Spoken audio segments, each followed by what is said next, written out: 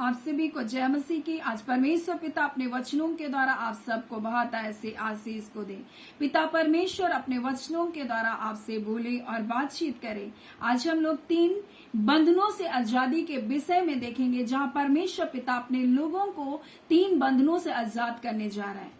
और आप सोच सकते हैं कि ये 3 बंधन है क्या, लेकिन परमेश्वर पिता आज हमें अपने वचनों के द्वारा इसका खुलासा को करेगा कि वो 3 बंधन हमारे जीवन में कैसे आते हैं और हम इन बंधनों से कैसे आजादी को पा सकते हैं। और कई बार अगर आपने जेल खानों को देखा होगा तो आप देखे होंगे, वहां सबसे पहले एक बड़ा फाटक होता है और उसके बाद छोटा एक आंगन के जैसा होता है, जहां पर आप किसी से किसी कैदी से अगर आप मिलने जाते हैं तो आप वहां मिल सकते हैं। लेकिन वहां एक दूसरा फाटक होता है जिसके अंदर उस कैदी को रखा जाता है, जहां पर लोग अपने प्रियजनों से या अपने लोगों से क्या करते हैं, मिलते हैं। लेकिन वो भी एक फाटक होता है और उसको आपको इस पार और उस कैदी को उस पार रहना पड़ता है। लेकिन अगर आप देखेंगे तो उसके अंदर और एक क्या है, कैद खाना है, जहां पर उसको रात्रि में क्या किया जाता है, रखा जाता है और जो बहुत खूंखार होता है उसको वहां पर अंदर में डाल दिया जाता है। लेकिन कई बार हम अन्याय से भी हमको शत्रु क्या करता है, बंदगिरी में हमको डालता है, या फिर कई बार हमारे जीवन में कुछ कमियां होती है या फिर हम ऐसे फंदों में फंस जाते हैं और शत्रु हमको वहां पर उसी बातों में क्या करता है, बांध के रखता है और हम आजादी को महसूस नहीं करते, हम घुटन को महसूस करते हैं। और कई बार कुछ तो अच्छा लग रहा है बोलते हैं, लेकिन फिर भी हम उस आजादी को पूरी तरह महसूस नहीं कर पाते। और ऐसी शत्रु आज हमारे जीवन में ऐसे बंधनों को डाल के रखा और हमको 3 फाटकों में वो क्या करता है, बंद करके रखता है। कई बार हमको समझ नहीं आता कि हमारे जीवन में ये बातें क्यों हो रही है। कई बार आप देखेंगे जो बाहरी फाटक है, जो बड़ा फाटक है, उसके बाहर में कुछ कैदी रहते हैं जो बगान के छोटे मोटे काम करते हैं। वो आजादी को तो महसूस करते हैं परंतु पूर्ण आजाद नहीं होते, क्योंकि उसको बाहर नहीं निकल सकता। वो बाहरी दुनिया का वो आनंद को नहीं ले सकता, अपने परिवार का वो आनंद नहीं ले सकता, वो किसी बात का वो आनंद नहीं ले पा रहा, क्योंकि शत्रु ने उसको आजाद तो किया है लेकिन कहीं ना कहीं बंधन में बांध कर रखा है और वह पूर्णतः आजादी को नहीं महसूस करता। आज कई लोग अपने परिवार होने के बावजूद इन परिवारों का आनंद नहीं ले पा रहे। और ये क्या है, ये एक प्रकार का बंधन है। कई बार बच्चे होने पर भी बच्चों के साथ वो समय नहीं बिता पा रहे और फिर भी उनका मन बेचैन है। कई बार शत्रु हमको दूसरे पैरे में रखता है, जहां हम बातचीत तो करते हैं परंतु हमारे मन एक दूसरे से मिले नहीं होते, क्योंकि कहीं ना कहीं वहां बंधन होता है। और कई बार हमारे जीवन में ऐसा घोर अंधकार रहता है जहां हम तड़पते हैं अपने अकेलेपन से, हम घोर अंधकारों से तड़पते हैं और हम सोचते हैं, बहुत बेचैन होते हैं, हम कैद में हैं। दूसरे बंधन में हम मिल तो सकते हैं अपने प्रियो से, लेकिन हम उसके साथ रह नहीं सकते। तीसरे बंधन में हम थोड़ी और आजादी को महसूस तो करते हैं, लेकिन हम बाहर नहीं निकल सकते। ऐसे ही शैतान हमको 3 भागों में हमको बांध करके रखता है, जो हमको प्रेरितों के काम, अगर हम 12वें अध्याय को देखेंगे तो यहाँ पतरस को बंदगृह में क्या करके रखा, बांध करके रखा, ताकि उसको दूसरे दिन क्या करे, सजा मिले। लेकिन यहाँ पर इस प्रकार से 12वें अध्याय का 5 में लिखा, बंदगृह में पतरस बंद था परंतु कलीसिया उसके लिए लौ लगाकर परमेश्वर से प्रार्थना कर रही थी। जब हेरोदेस उसे लोगों के सामने लाने को था, उसी रात पतरस 2 जंजीरों में बंधा हुआ 2 सिपाहियों के बीच सो रहा था और पहरवे द्वार पर बंदीगृह की रखवाली कर रही थी। और तब वहां परमेश्वर का स्वर्गदूत आता है और वहां पर क्या करता है, कोठरी में ज्योति चमकती है और पतरस के पसली में मार करके उसको क्या करता है, जगाता है और उससे कहता है कि जल्दी उठ, जल्दी कर। और स्वर्गदूत उससे कहता है, कमर बांध।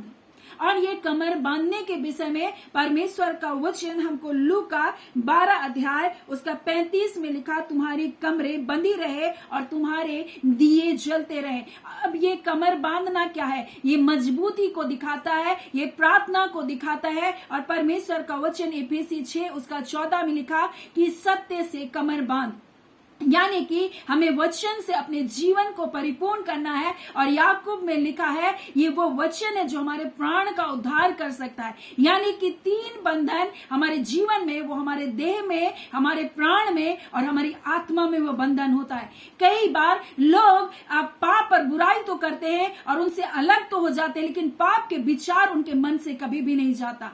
और इसलिए परमेश्वर का वचन कहता है, जो व्यभिचार करता है उसके साथ एक तन हो जाता है और जब वो अलग भी हो जाते हैं तब भी उससे अलग नहीं हो सकते हैं, क्योंकि ये बड़ा भेद होता है। और इसलिए परमेश्वर ने कहा कि तुम व्यभिचार से क्या करो, बचे रहो। और ये बंधन उनको बांध करके उसकी आत्मा में रहता है, क्योंकि परमेश्वर का वचन कहता है स्त्री और पुरुष दो नहीं परंतु एक तन है, और जब वो एक तन हो जाते हैं तो उनका अलग होना बहुत मुश्किल होता है। और इसलिए परमेश्वर अपने वचन के द्वारा हमें सबसे ज्यादा बोलता है तुम व्यभिचार से बचे रहो। और ये जो बंधन है यानी उसके पीछे अगर कोई दुष्ट शक्ति है तो दुष्ट शक्ति आपको कभी भी चैन से रहने नहीं देगी। और इसलिए शत्रु हमको किसी ना किसी पाप में गिराकर, बुराइयों में गिराकर, अधर्म में गिराकर हमारे देह में, हमारी प्राण में और हमारी आत्मा में बंधन को डालता है। लेकिन परमेश्वर का वचन कह रहा है सत्य से अपनी कमर को कस ले, वचन से अपने आप को भर ले, क्योंकि यही तुम्हारे प्राण का क्या कर सकता है, उद्धार कर सकता है। पहला पत्रस 1 उसका 15 में लिखा, बुद्धि की कमर बांध कर सचेत रहो, यानी कि यीशु मसीह बहुत जल्द आने वाला है। अपने बुद्धि से तू काम कर और देख तू जो काम कर रहा है वो तेरे जीवन में क्या प्रतिफल को लेकर आएगा, उसका हश्र क्या होने वाला है। इस बात को सोचकर, बुद्धि लगाकर तू सोच, क्योंकि बुद्धिमान अपने कामों के बारे में सोचता है। क्या ये आपके काम आपको स्वर्ग के राज्य में परमेश्वर के समीप खड़े होने देगा? क्या आप जो कुछ कर रहे हैं वो कार्य सिर्फ आपको आज के लिए मनोरंजन देगा, लेकिन ये असत्य है। ये बातें आपके जीवन में हमेशा बनी नहीं रहेगी। आप थोड़े दिन का भोग विलास और आनंद तो प्राप्त कर लेंगे, लेकिन एक दिन ये आपके जीवन को खत्म कर देगा। इसलिए परमेश्वर का वचन कर रहा, बुद्धि की कमर कस कर सचेत रह, समय निकट है, यीशु मसीह आने वाला है। फिर पहला पत्रस 5 उसका 5 में लिखा है, दीनता से एक दूसरे की सेवा करने के लिए कमर को कस लो बोल रहा है। यानी कि अभिमानी मत हो, घमंड मत कर, क्योंकि जो कुछ है तेरे पास एक दिन छीन लिया जाएगा। और हम आने वाले समय को, आने वाले वक्त को नहीं जानते, और जिस चीज पर, जिन वस्तुओं पर हम घमंड करते हैं वो हमारे साथ नहीं रहेगा। तो इसलिए परमेश्वर कहता है कि दीनता से एक दूसरे की तुम सेवा करो, तुम्हारी कमरे बंधे रहे, अभिमानी ना हो परंतु दीन बनो, क्योंकि परमेश्वर बोलता है अभिमानियों का सामना करता है परंतु दीनों पर अनुग्रह करता है। यानी बोल रहा है कमर कस पत्रस, क्योंकि तेरे कमर क्या है, बंधे नहीं। अभी अपने कमर को तू क्या कर ले, बांध ले। दूसरा बोलता है स्वर्गदूत कि जूते को पहन ले, यानी परमेश्वर से तू मेल मिलाप कर ले। फिर बोलता है अपने वस्त्र को भी तू पहन ले। और पत्रस सोच रहा है मैं तो दर्शन देख रहा हूँ, मैं तो ख्वाब देख रहा हूँ, लेकिन ऐसा नहीं था। जब कलीसिया प्रार्थना कर रही थी, जब कलीसिया जाग रही थी, तब परमेश्वर ने उनके लिए अपने दूत को भेजा। वैसे ही परमेश्वर आपके लिए कहना चाहता है, जब आपके लिए कलीसिया प्रार्थना कर रही है, परमेश्वर आपको 3 क्षेत्रों में आजाद करेगा, शरीर में, प्राण में और आत्मा में। जितने भी बंधन शत्रु ने आपके जीवन में डाल कर रखा, इन बंधनों को परमेश्वर अपने पवित्र आत्मा के द्वारा अपने दूतों को भेजकर आपके जीवन को आजाद करेगा। और इसलिए परमेश्वर कह रहा है पत्रस से, तुम्हारी कमर को बांध। उसके बाद बोला मेल के, बोलता जूते को पहन ले, यानी मेल मिलाप कर ले परमेश्वर से। फिर कह रहा है तू धार्मिकता का वस्त्र को पहन ले। और यहाँ पर आगे इस प्रकार से लिखा, जो प्रेरितों के काम 12 उसका 10 में लिखा है, और यहाँ पर लिखा है कि तब वे पहले और दूसरे पहरे से निकलकर लोहे के फाटक पर पहुंचे जो नगर की ओर था, और उनके लिए अपने आप वो खुल गया और वो निकलकर एक गली से होकर गए, और तुरंत ही स्वर्गदूत उसको छोड़कर चला गया। यानी कि जब कलीसिया प्रार्थना कर रही थी, जब पौलुस और सिलास आधी रात में प्रार्थना कर रहे थे, बंधन टूट गए। यानी यीशु मसीह बोल रहा है तुम्हारे दिए जलते रहे, यानी कि तुम जागृत रहे प्रार्थना करने के लिए। कई बार बोलते हैं रात को प्रार्थना करने की हमें कोई जरूरत नहीं, शत्रु रात को योजना बनाता है, आपको रात को प्रार्थना करने की जरूरत है। यीशु मसीह पृथ्वी पर था और रात भर प्रार्थना करता रहा, और सुबह में जा करके वो क्या करता था, बीमारियों को चंगा करता था। अगर आप जागृत रहकर प्रार्थना नहीं करेंगे, आप जागते हुए प्रार्थना नहीं करेंगे, आपको रात्रि की प्रार्थना का भी महत्व को जानना है। और ये जो प्रार्थना है बंधन को क्या करेगा, तोड़ेगा। और यहाँ लिखा है वो फाटक, जो लोहे का बड़ा फाटक था, अपने से खुल गया। वो परमेश्वर ने उनके लिए क्या क्या खोल दिया। पहले पहरे से निकला, दूसरे पहरे से निकला, और वो जो बड़ा फाटक था उस फाटक से वो क्या क्या पतरस निकल गया और उसको पता नहीं था वो कैसे निकला। और यहाँ पर स्वर्गदूत जब उससे बातचीत कर रहा था उसको लग रहा था ये तो बस एक दर्शन है, लेकिन वो सचेत हो गया। और तब उसने इस प्रकार से कहा, तब पतरस ने सचेत होकर कहा कि अब मैंने जान लिया कि प्रभु ने अपना स्वर्गदूत भेजकर मुझे हेरोदेस के हाथ से छुड़ा लिया और यहूदियों की सारी आशा तोड़ दी। अब जब प्रार्थना करेंगे आपके शत्रु की आशा टूट जाएगी। आपको जो बंधन में बांध कर रखा, आपको शरीर में, आपको प्राण में और आपके आत्मा में जो बंधन है, 3 पहरों से परमेश्वर आपको निकालेगा, अपने दूतों को भेजकर निकालेगा। आपके फाटक अपने आप खुल जाएंगे। जहां शत्रु ने आपके बिजनेस को बांध कर रखा, जहां शत्रु ने आपके परिवार को बांध कर रखा, जहां शत्रु ने आपके पति को बांध करके रखा, जहां शत्रु ने आपके बच्चों को बांध कर रखा, और आप रो रहे, बिलाप कर रहे, सोच रहे मैं कैसे आजाद हूं।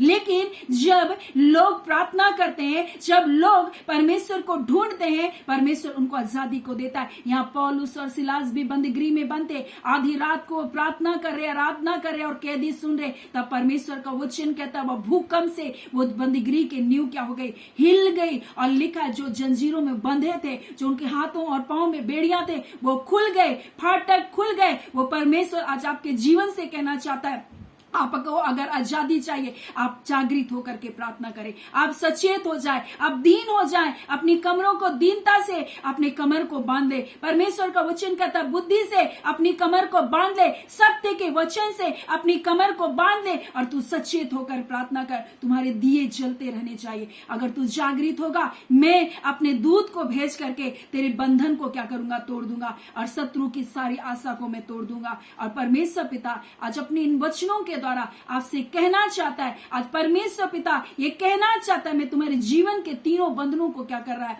तोड़ने जा रहा हूं। आज इस प्रार्थना के द्वारा जब अपने आप को आप दीन कर रहे हैं, आप परमेश्वर के वचन को करें, हाँ प्रभु आपका वचन सत्य, मैं इसको स्वीकार कर रहा हूं। जब आप बुद्धि से अपने काम करेंगे कि नहीं प्रभु मैं गलत रास्तों में नहीं जाऊंगा, नहीं प्रभु जितना हो गया मैं गलत चीजों को अब नहीं छूंगा, अशुद्ध वस्तुओं को अपने होठों से नहीं लगाऊंगा, मैं शराब नहीं पीऊंगा, मैं गालियों को नहीं दूंगा, मैं दोषारोपण नहीं करूंगा, मैं अभिमानी नहीं बनूंगा, मैं घमंड नहीं करूंगा। और जब आप ऐसा करेंगे तो परमेश्वर का वचन कहता है जब तुम्हारी कमर बंधी होगी और तुम मुझसे मेल मिलाप कर लोगे, तुम्हारे वस्त्र धार्मिकता के होंगे, और मैं तुम्हारे सामने से मैं 3 फाटकों को क्या करूंगा, खोल दूंगा। मैं तुम्हें 3 क्षेत्रों से, तुम्हारे शरीर में जो बंधन है, तुम्हारी आत्मा में जो बंधन है और तुम्हारे प्राण में जो बंधन है, मैं उन बंधनों को तोड़ दूंगा, मैं तुमको आजाद करूंगा। सो परमेश्वर पिता इन वचनों के द्वारा आप सबको बहुत ऐसे आशीष को दे। आमीन। आइए हम प्रार्थना करेंगे।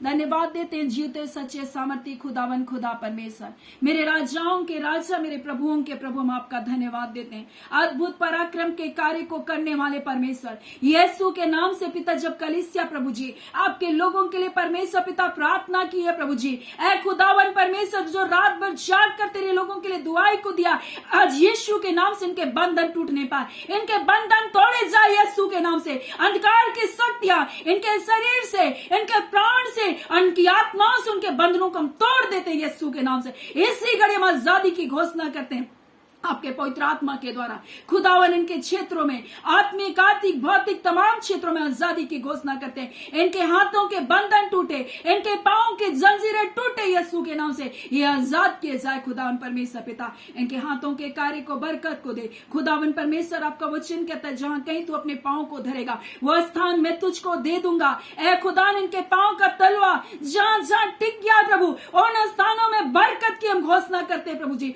तेरे लोग आशीषित होने पाए, न्याय के साथ कार्य करने पाए, घमंडी और अहंकारी ना बने पिता, परंतु पिता एक दूसरे को क्षमा करने वाले बन जाए। ऐ खुदा बुद्धि से काम करे, पाप पर बुराई से अपने जीवन को अलग करने वाले हो जाए, आपके वचन को थाम कर चलने वाले बन जाए। खुदावन परमेश्वर आपने जे छुटकारा दिया, जो बीमारियों में चंगे किए जाए, जो दर्द और पीड़ा में हील किए जाए यीशु के नाम से। आपके कोड़े खाने से चंगे किए गए पिता। हाँ खुदान इनके शत्रुओं की आशा टूट रही है प्रभु, ये आजाद किए जा रहे, ये पिता आशीषित किए जा रहे। हम ब्लेस करते हैं पिता इनके जीवनों को, इनके परिवार को ब्लेस करते प्रभु जी। हर अंधकार की शक्ति परिवारों को छोड़ करके जाने पाए। खुदावन आपने जे छुटकारे को दिया, आपका धन्यवाद। हम सारी आदर महिमा आपको देते हैं। प्रार्थना यीशु के नाम से मांगते, दया सुने, अनुग्रह से ग्रहण कर लीजिएगा। आमीन। परमेश्वर पिता आप सबको बहुत ऐसे आशीष को दें। आमीन।